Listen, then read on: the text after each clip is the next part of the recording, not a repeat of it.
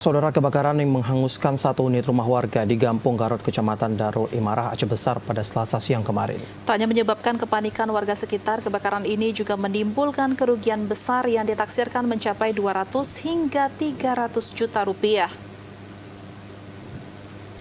Satu unit rumah semi permanen berbahan kayu milik Balia, warga Dusun Kopri Garut, Kecamatan Darul Imarah, hangus terbakar pada Selasa siang pukul 14.11 kemarin.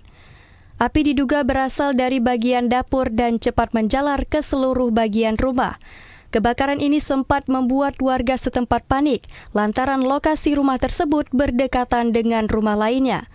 Tidak ada korban jiwa dalam peristiwa ini, namun seluruh isi rumah milik korban tidak berhasil diselamatkan. Wakapolsek Darul Imarah Ibda Junaidi menyampaikan bahwa rumah tersebut dalam keadaan kosong saat peristiwa itu terjadi dan tidak ada saksi mata yang melihat langsung.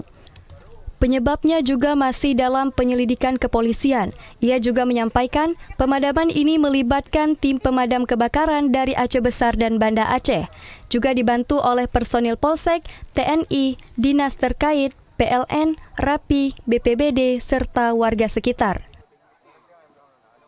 Total kerugian yang kita taksirkan sekitar 200 hingga 300 juta karena ada beberapa unit sepeda motor juga ikut terbakar.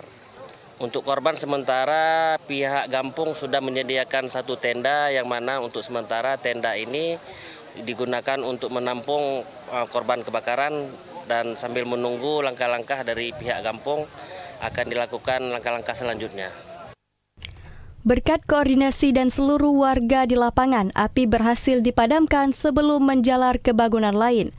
Proses pemadaman dan pendinginan baru berhasil dilakukan oleh petugas pada pukul 16 waktu Indonesia Barat. Dari Aceh Besar, Muhammad Ilyas, TVRI Aceh melaporkan.